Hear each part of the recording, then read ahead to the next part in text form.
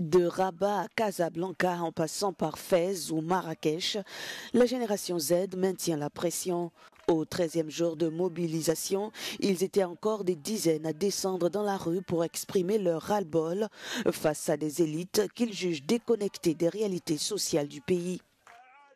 La jeunesse espère un message clair, porteur de réponses concrètes à ces revendications. Nos manifestations ont été pacifiques, car nous revendiquons des droits essentiels, un logement digne, l'accès aux soins de santé et une vie décente.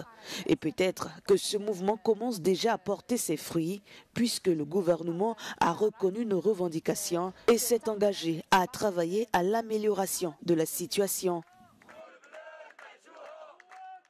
Alors que le Maroc engage de fortes sommes dans l'organisation de la Coupe du Monde 2030, le collectif Gen Z 212 appelle à des réformes en profondeur. Nous sommes fiers que le Maroc accueille la Coupe du Monde, mais cela ne nous empêche pas de réclamer nos droits.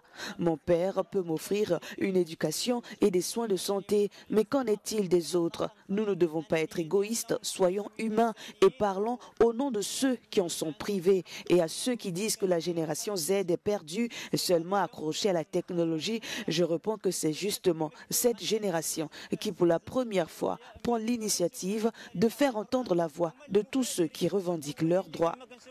Les organisateurs qui mobilisent chaque soir des centaines de personnes dans les rues ont appelé à suspendre les rassemblements de ce vendredi, jour du discours royal.